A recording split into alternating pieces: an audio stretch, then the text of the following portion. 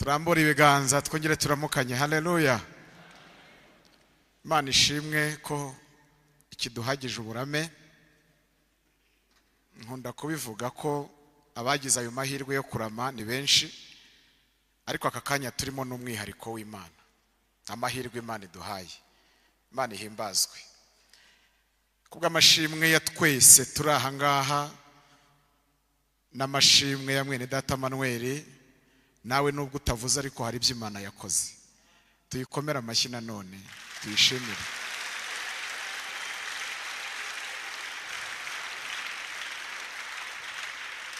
Sawa, Imana ibaha umugisha kuko tutabanye ku wa mbere no ku wa kabiri n'ejo ku wa kane, bakaba bagize umugisha wo kuza uyu munsi. Imana ibaha umugisha. Tubahaye ikaze mu ijambo ry'Imana turimo kuganira iyo minsi yose, rifite insanganyamatsiko ivuga kuzirikana ineza y'Imana, kwibuka iby'Imana yadukoreye byinshi birimo ibidushimira Imana hano, ariko igikuru kibiruta byose, Imana yaduhaye ubugingo. Amen. Nitwa Muhire Justin, ndi umugabo ufite umudamu n'abana, dukora umurimo w'Imana kuri ADPR y'Ibatsinda. Munyemerere twihuse dusangire ijambo ry'Imana ry'uyu munsi. Turasoma ubutumwa bwiza bwa Yesu Kristo bwanditswe na Matayo, igice cya 22 umurongo w'8. Ubutumwa bwiza bwa Yesu Kristo bwanditswe na Matayo, igice cya 22 umurongo w'8. Aravuze ngo maze abwira abagaragu be ati, ubukwe bwiteguwe, ariko abari babutorewe ntibari babukwiriye. Nuko mujye mu nzira nyabagendwa, abo muri buboneyo bose mubahamagare baze bataha ubukwe. Abo bagabo barasohoka bajya mu nzira, bateranya abo babonye bose, ababi n'abeza. Inzu yo gucyurizamo ubukwe yuzura abasangwa. Umwami yinjiye kureba abasangwa, abonamo umuntu utambaye umwenda w'ubukwe. Aramubaza ati, mugenzi wanjye, ni iki gitumye winjira hano utambaye umwenda w'ubukwe?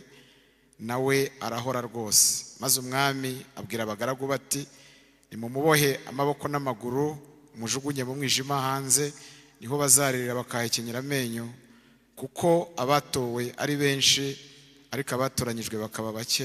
Imana yacu idufashe cyane. Twihute dusome urwandiko Pawulo yandikiye Abaroma, igice cya 11, some umurongo wa 16, aba ariho dusoreza. Urwandiko Pawulo yandikiye Abaroma, igice cya 11 umurongo wa 16.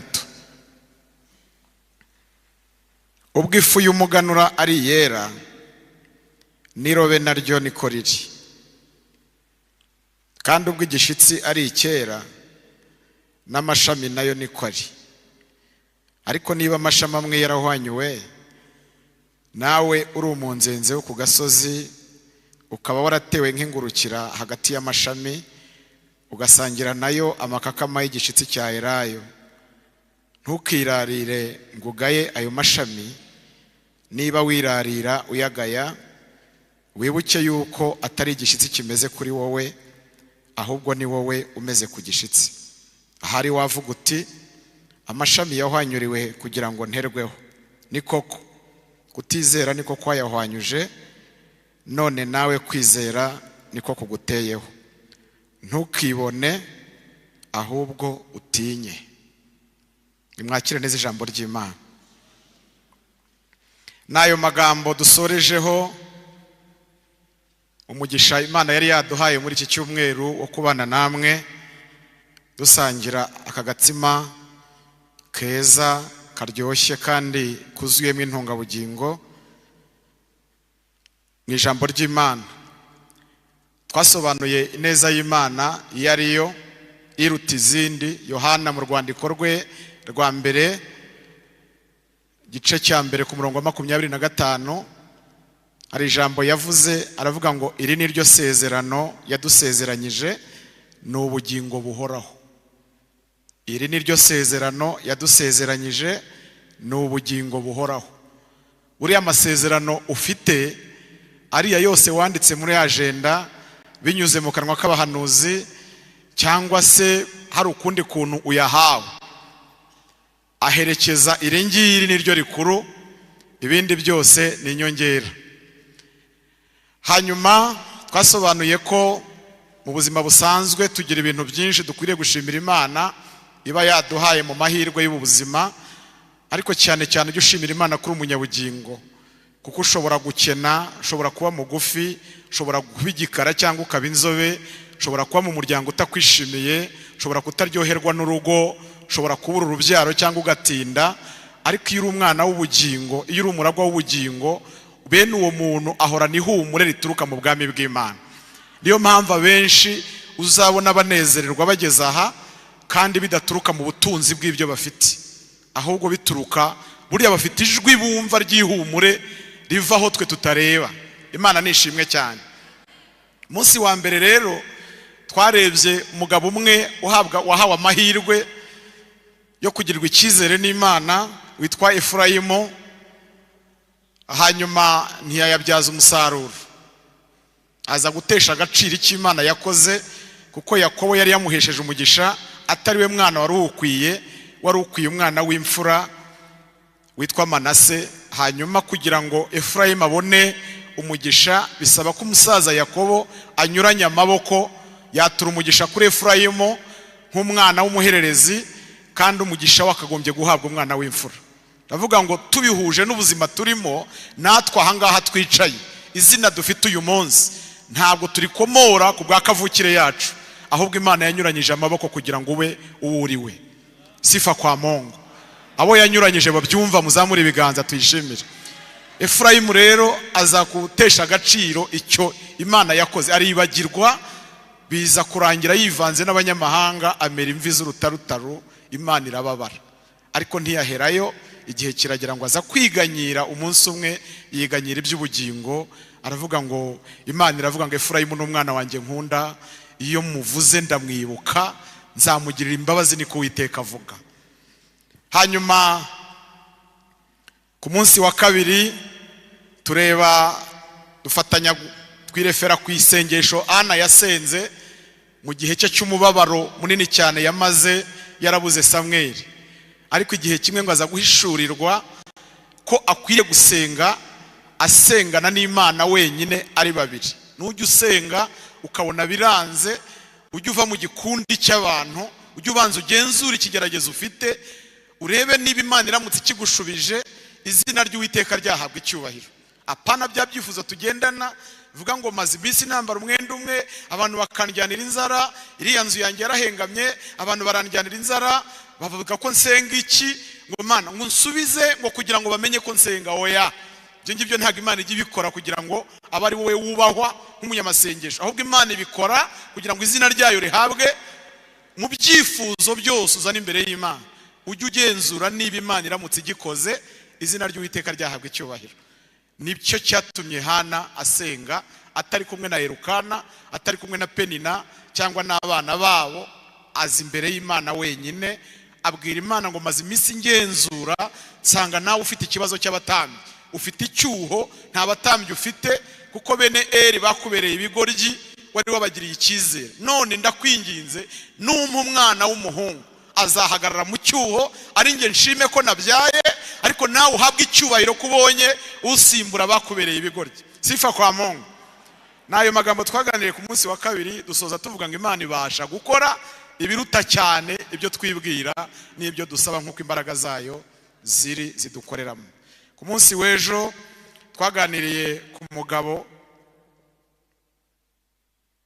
witwa Nabali, igitabo cya mbere cya Samweli 25 murongo wa 20. Twaganiriye umugabo wabaye umutindi, Imana yagiriye neza ariko ntiyarekonesa, ntiyazirikana. Dawidi afatanya n'abagaragu be kumurindira umukumbi mu butayu, ariko igihe kimwe Dawidi yishwe n'inzara, aza kumutumaho abagaragu ati ikiva mu biganza byawe nicyo kiri bundamire. Hari igihe Imana ijya kwaka kimwe mu 10, waba ufite ibihumbi 10 ikakwaka kimwe, ikagusaba kimwe, ukagira ngo nuko gutwara yose byayinaniye. Wapi, burya ibigira ngo irebe ko wibuka aho byavuye.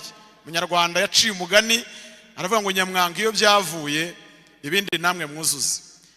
Hanyuma Nabali ngo abwira abagaragu ngo Dawidi ntabwo muzi. Dawidi ninde? Yirukana abagaraga babwira n'abakankamira, ariko agira umugore w'umunyabwenge amaze kumenya ayo makuru we ngo ashyira amatandiko ku ndogobe, ategura imitsima n'ingano na vino, ajya gusanganira Dawidi. Mu gihe Dawidi yarafashe uburakari bwo kurimbura kwa Nabali, ifarashi ihetse Dawidi icakirana n'ihetse Abigayili azanye ingano n'imitsima na vino, rubura gica aho bahuriye. Naravuze ngo hangana nuko nawe uhuye n'Imana muri aya materaniro. Sifa kwa Mungu. Hari igihe tuza hari iby'Imana yibwiraga by'uburakari ku buzima bwacu, ariko intambwe uteye uyigana ugacakira n'uburakari bwayo, waca bugufi izina ry'Imana rigahabwa icyubahiro, ugashyira imbabazi ku buzima bwawe no ku muryango wawe. Hanyuma mbanyuremo mu ncamake kugira ngo abo tutabanye mwumva aho tugeze. Tuje gusoza rero, tekereza ko uyu munsi ari wo wa nyuma w'iyi saha. Tumaze gusoma amagambo y'Imana, ubutumwa bwiza bwa Yesu Kristo bwanditswe na Matayo. Tuhasanze guhamagarwa kwacu, tuhasanze aho twakuye izina ryo kwitwa abana b'Imana. Yesu arimo aganira n'abigishwa, yabaganirije aya magambo dusomye ngo abacira umugani. Aravuga ati ariko ubwami bw'Imana mubutekereza muti? Mutekereza ko ari nko kujya mu Nyarugenge mu isoko? Iyo muvuga kuzajya mu ijuru mutekereza ko ari ukurema irya Nyabugogo? Yashakaga kwerekana agaciro k'ubwami. Barababwira ngo ubwami bw'Imana bugereranywa n'umugabo wari ufite umuhungu w'umusore, amaze gukura aramurambagiriza, aramusabira. Amaze kumusabira, igihe cy'ubukwe kigiye kugera, basohora invitation, batanga ubutumire mu bantu. Iyo abantu barimo gutanga invitation, nta guha abantu bose invitation. Hano Nyarugenge ni itorero rigari rifite abakristo benshi, ntabwo buri muntu wese wagenda umuha ubutumire ngo uzabishobore. Ahubwo hari igihe uzana invitation ukayiha umushumba akayisomera hano, ukabutumiye abantu bose muri rusange. No muri korali nuko bigenda. Ariko uzacunge, hari igihe basoma invitation dusangiye twese, ariko ntibikubuze gusubira inyuma ngo ugende ucomeka abandi ku ruhande ubutumire bw'umwihariko ku giti cyabo. Uriya muntu ubuhawe ku giti cye bivuze iki? Ni nkaho nakamubwiye ngo nubwo abandi bose bataboneka, ariko wowe munganirize, wowe ntuzabure. Kandi umuntu atanga ubutumire abakeneye ibintu bibiri: abakeneye inkunga yawe, amafaranga, akeneye na presence yawe mu birori bye. Uyu nawe atanga ubutumire ntiyabuhaye bose, ko nubwo Nyarugenge mukize, nubwo ufite iduka rikomeye, ariko ubutumire ntibwakugezeho. Ntabwo yigeze atumira abantu bose, ngo yagiye arobamo abantu bakeya b'inkora mutima ze abari bo yoherereza ubutumire. Nta nama y'ubukwe yigeze ibaho nkazazindi tujya dukora. Igihe cy'ubukwe cyarinze kigera, nta nuramuhamagara ngo amubwire ati imyiteguro igeze. Ariko we kuko yari umukire, ari umutunzi, ngo abaga ibimasa, aranenga vino, ibigega bishyiraho. Aravuga ati niyo batantwerera bazapfe kuza gusa, ibyo kurya birahari n'ibyo kunywa birahari. Hanyuma ku munsi wo gutaha ubukwe ategereza abantu arababura. Ngo niko gufata umugaragu, abagaragu be arabatuma ati nimugende kwa runaka mubambwirire ngo bwa butumire yabahaye umunsi w'ubukwe wageze, none ko atababona bimeze biti. Ngo baragenda bajya kubwira abo bantu bati databuja yababuze kandi igihe cy'ubukwe cyageze. Ngo barabisuzugura bica amazi, ngo buri muntu wese yigira mu gikingi cye, undi ajya mu rutundo rwe, basa naho ibyo batabyumvise. Nyuma bwa kabiri ntiyarambirwa, arongera atuma izindi ntumwa bwa kabiri. Arazibwira ati nimubanyingingire, ni mwebwe mwenyine yatumiye, ni mwebwe yagiriye icyizere, none nimuze mumutahira ubukwe bw'umwana. Ngo intumwa za kabiri zari zigiye kubivuga, bafata inkota barazica, bazitura kuzica. Iyo ndimo mvuga ibi mpita nshushanya uburyo Imana yaremye umuntu, Adamu na Eva, uburyo Imana yajyaga ibasura. Hanyuma igihe kikagera bamaze gucumura, igashakira inshungu mu mwana wayo. Kristo yabaye intumwa ya kabiri, aba bituwe gupfa, bashushanya urupfu rwa Kristo neza ku musaraba. Ariko inyuma bamaze kubica, umwami arababara, ngo atuma intumwa ya gatatu, nabwo ntiyashirwa. Arayibwira ati noneho mwebwe ntimugiye kubwira ba bandi banyiciye abagaragu, ahubwo nimuhagarare mu nzira nyabagendwa. Ari abarimo kujya mu kazi k'ubufundi, ari abajya kurangura, ari abajya mu buraya, ari abajya mu kabari, muhagarara aho banyura mu ihuriro ryabo, bose mubararikire kuza gutaha ubukwe bw'umwana wanjye. Avuga ijambo rikomeye, aravuga ngo mbonye ko abona inagiriye icyizere atari bo. Mukore mu kiganza ubwire ngo nuko twaje. Mufate mu kiganza ubwire ngo nuko twaje. Iyo mbona abantu bafite umurengwe wo guhagarara ahamagaze mu cyimbo cy'Imana ivugira muri bo, iyo mbona abantu barenzwe n'aya majwi twahoze twumva ahangaha, umuntu akumva ni igitangaza, cyangwa natwe abashumba ukabona duhagaze mu cyubahiro turi fiyeri y'icyo turi cyo, ahari ugira ngo Imana yaje mu muryango iradutereta iratwinginga. Reka da, yadukuye mu nzira nyabagendwa. Aha twicaye n'aha duhagaze ntabwo hari ahacu. Pera data icyubahiro niba unyumva. N'ubuntu abari bahawe ubutumire bwo kwicara aha, aba bose nta numwe wari urimo. Abahawe ubutumire bwo guhagarara ahamagaze, nanjye sinarindimo. Nta numwe wari wahawe ubutumire. Amahirwe dufite n'abasuzuguye ubutumire, bigatera Imana kuturarika natwe yireherezaho amahanga yose. Muyiramburira ibiganza yo kabyara ihabwa icyubahiro. Mu nzira nyabagendwa haturuka babi n'abeza. Iyo utashye ubukwe utatumiwemo, ntabwo urwanira gato, nturwanira ibiryo cyangwa fanta. Amaso uyahanze umugeni, rimwe na rimwe abantu baba bari mu madirishya ya sare birebera umukwe n'umugeni uko bambaye, ntabwo yarekrama ngo twe nta fanta yatugezeho, nta butumire ntibamutumiye. Turi abantu bari bakwiriye kurungurukira mu madirishya iby'uyu mwami twicaye imbere, ariko abo yatumiye babitesheje agaciro. Agira ahamagara aba hafi, atarebye kavukire, atarebye ukureshya, atarebye imiryango. Nawe uyu munsi witwa umwana w'Imana. Twahoze turi abashyitsi ku by'amasezerano, ariko twigijwe hafi. Sifa kwa Mungu. Ngo inzu yo gucyurizamo ubukwe yuzura abasangwa, ariko nubwo yuzuye abasangwa baje badakarabye, baje batambaye imyenda y'ubukwe. Hanyuma umwami rero ngo anezezwa nuko abonye abantu, asigarana ikibazo kimwe cyo gukosora imyambarire. Abantu bakodesha imyenda y'abageni hano haruguru, iyo umusore n'umukobwa baje gukodesha imyenda y'abageni, babahereza urutonde rw'imyenda. Ubundi byari bikwiye ko umusore yishyura ikote rye n'ikanzu y'umukobwa bakitahira, ariko muzarebe urutonde mubaha: imikenyero ya ba nyirasenge, imikenyero y'abatable d'honneur, amakote y'ababambarira, ikanzu ya marene. Ibyo byose biri ku mutwe w'abageni, basiga babyishyuye. Ntabwo rero buriya bukwe bwakwishyura imyenda y'abaseriveri, ngo bwishyure imyenda y'abatable d'honneur, ngo bwishyure imyenda y'abagariso d'honneur, ngo ubu bukwe twicayemo dutegereje gutaha aba ari bwo bubura imyambaro. Umwami yari yakodesheje imyenda, korari rubonobono yarabiririmbye avuga ngo mu rwambariro rw'abera imyambaro irabyigana. Haleluya! Mu rutonde rw'imirimo ikorerwa mu bukwe hagombaga kuboneka abasangwa bakuru, hagombaga kuboneka abaseriveri muri ubu bukwe, hagombaga kuboneka abicara bagataha ubukwe, ariko bose bambaye neza. Umwami rero aravuga ati iby'imyenda byo narabikemuye. Uwemera kuba umuseriveri akate hariya mu rwambariro ahabwe umukenyero, uwemera kuba umuvugabutumwa akate hariya ahabwe imyambaro y'ibwirizabutumwa. Sifa kwa Mungu. Uko mutubona turaha ntabwo ariko twaje, ahubwo twakasa ahantu bita mu rwambariro rw'abera. Uwaje ari umujura agaruka ashima Imana, ari umukozi w'Imana.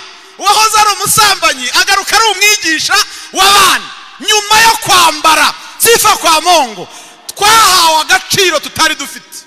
Niyo mpamvu uyu munsi nta muntu ukikwikanga, kandi ukurikije ahantu uvuka ubundi ntabwo wakicaye muri ritendo ngo bakomeze bicare, ariko ntawe ukikwikanga wamaze kwambara.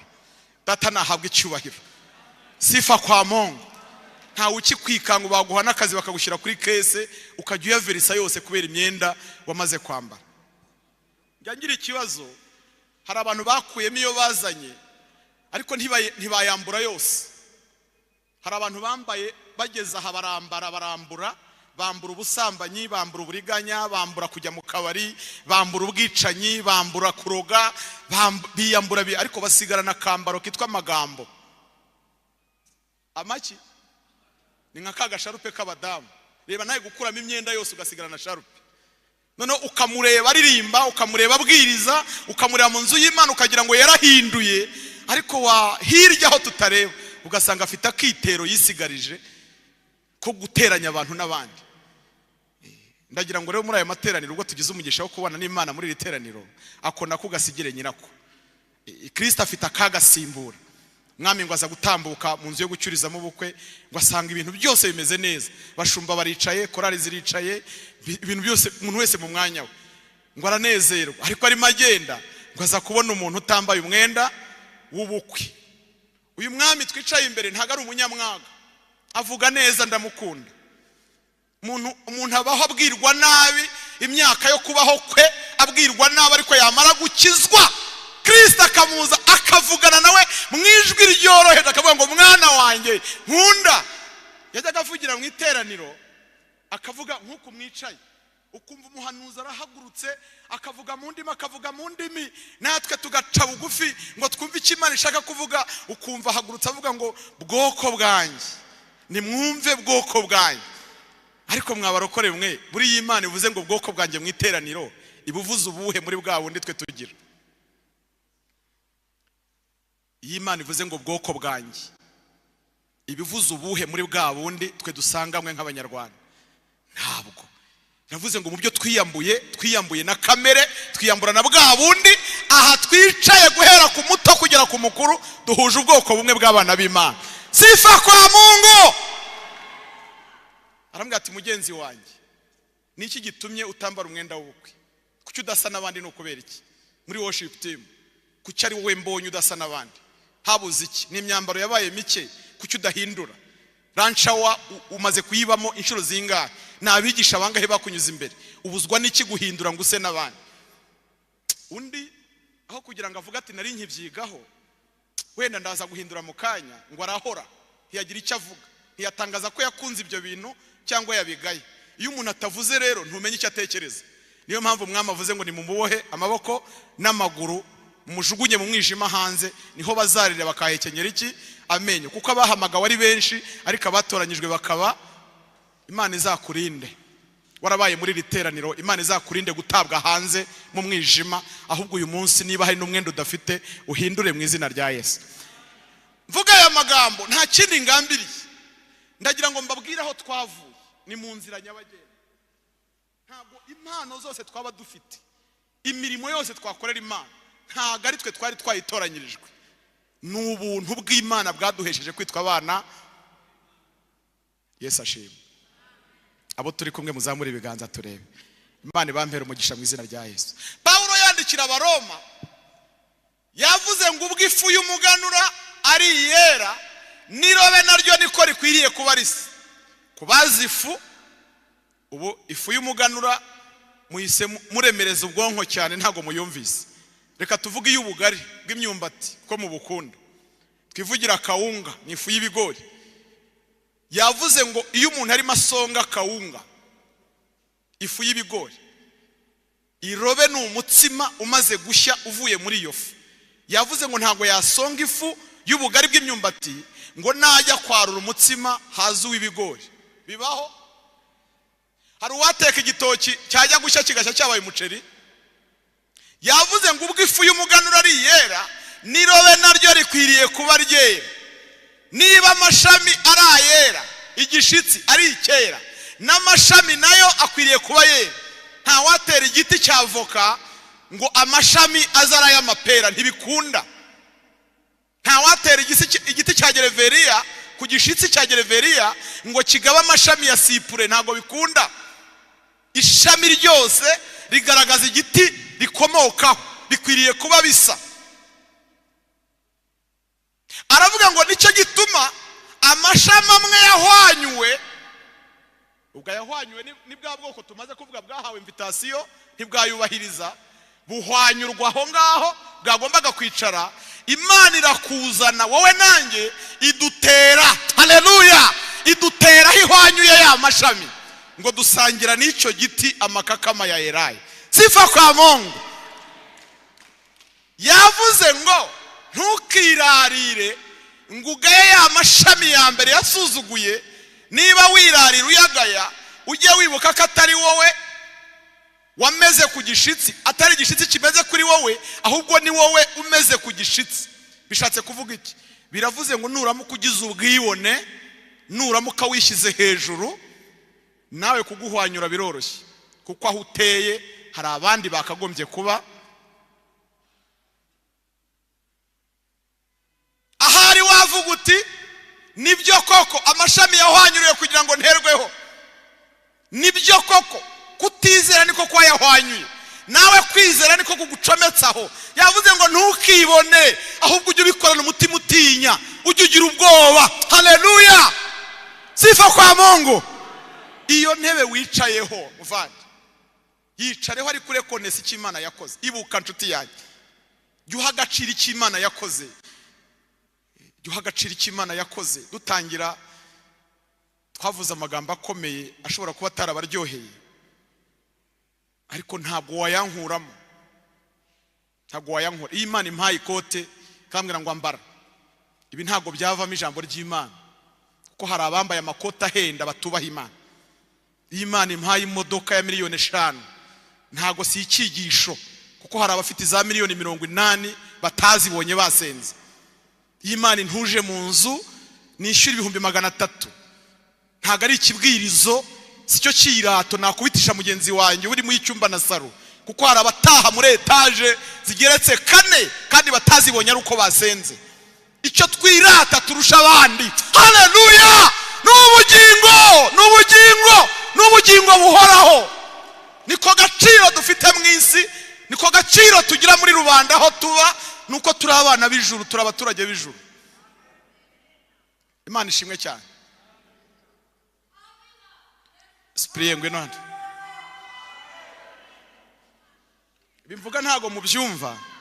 Hari igihe mubona abantu bavuga nk'ibi ndimo kuvuga. Ubwiza aba bantu kuri mu by'ukuri. Uraririmba, urayobora, urigisha, urumwigisha mugenzi wanjye. Ibi bintu uvuga sogokuru wawe yabivugaga hehe? Ntabwo yabivugaga. Hari korari yaba yararirimbyemo cyangwa nyogokuru wawe ngabo umudiyakoni mu rusengero runaka? Oya. Ubwo se mwumva ibyo tuvuga biva hehe? Mu gisekuru cyawe cya 7 bose bararimbutse, ariko igeze kuri wowe yubaka amateka mashya. Sifa kwa Mungu. Ntukibagirwe ibyo, ntukibagirwe ibyo, kuko kubyibuka nuguhesha agaciro abagukomokaho, kugira ngo nabo bazakorera Imana. Imana isibanganya amateka mabi, yandika amateka mazima kubera Imana. Nimuzirikane ineza y'Imana. Turasoje, subire mu kazi. Twaravuze ngo kuzirikana n'ukwibuka guhoraho. Paulo yandikira Timoteyo yaravuze ngo ujye uhora wibuka Yesu Kristo. Nshuti yanjye, uri mutanga ibintu mu iduka, bitanga ariko wibuka wapfuye akazuka. Uri mugenda muri bisi, genda nezerwa, bara amafaranga, ariko wibuka wapfuye. Narabwiye ngo icyunamo, iyo turimo kwibuka nta bintu byo kwinezeza biba bihari. Uyu mujyi ubamo abajura baruharwa, ariko nabo bajya bagira ibyago bagapfusha abase na banyina, kandi ari igisambo.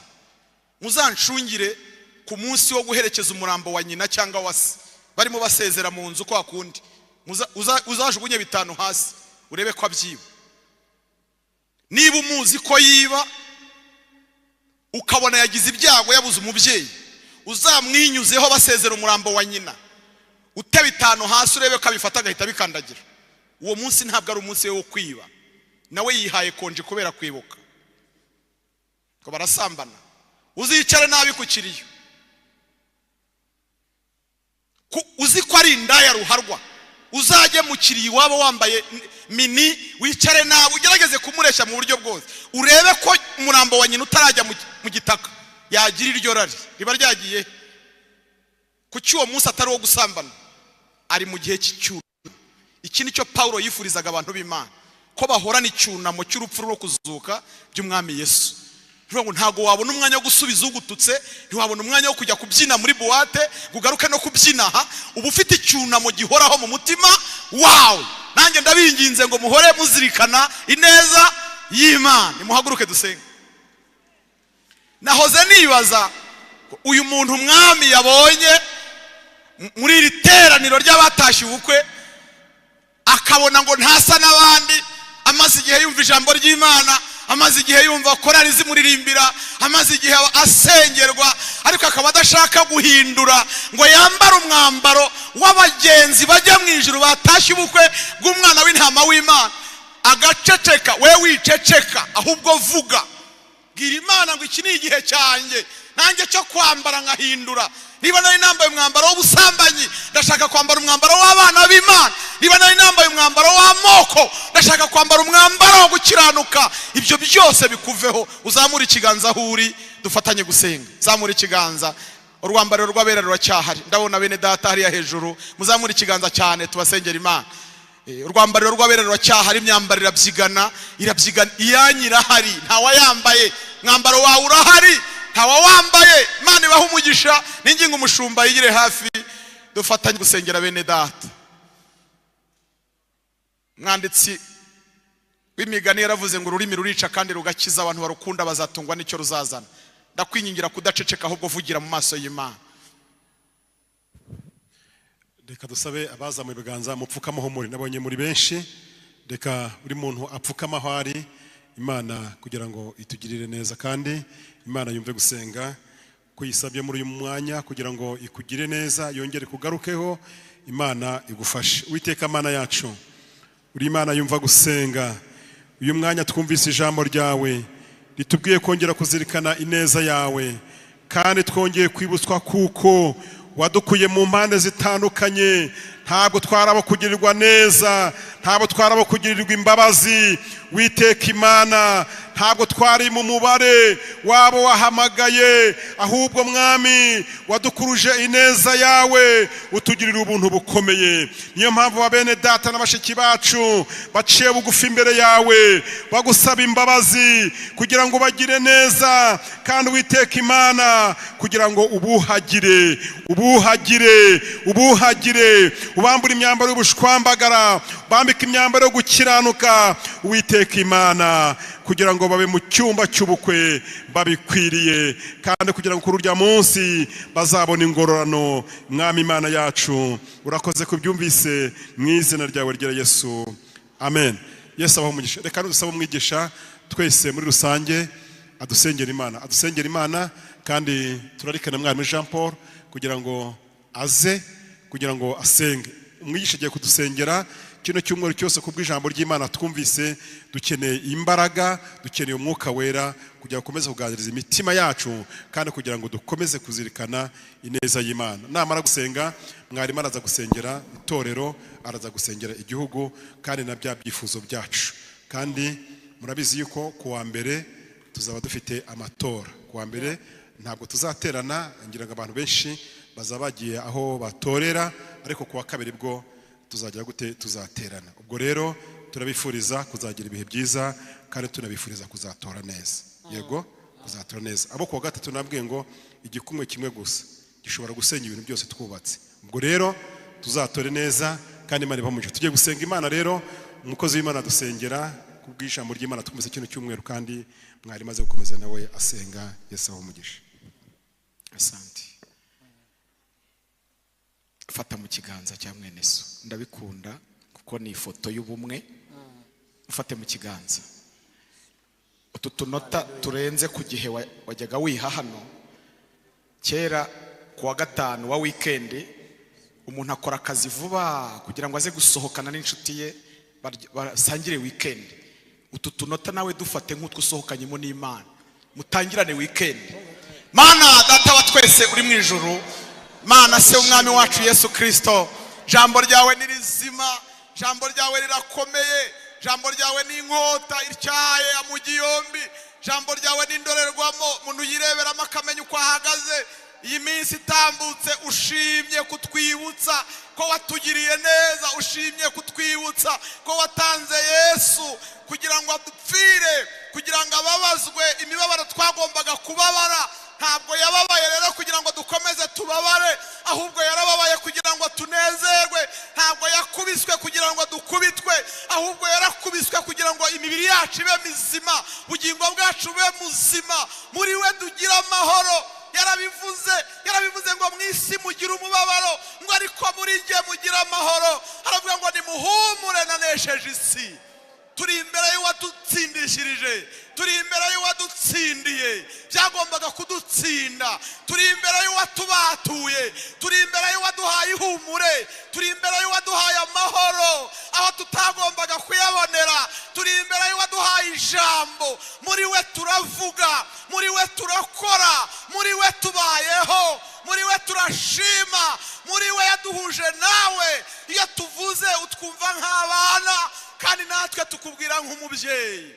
Izina ryawe nirihabwa icyubahiro kubw'amaraso ya Kristo. Uratubwiye muri iyi minsi ngo tuzirikane neza yawe. Kubyibagirwa n'ukunyagwa zigahera. Rinda aba bagore kubyibagirwa aho birirwa hatandukanye, rinda abagabo kubyibagirwa aho birirwa hatandukanye, rinda abasore n'abakobwa kubyibagirwa.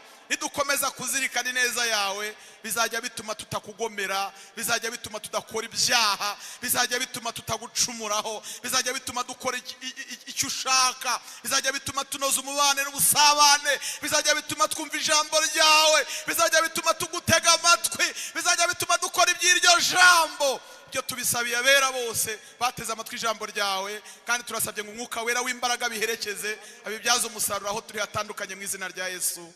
Amen.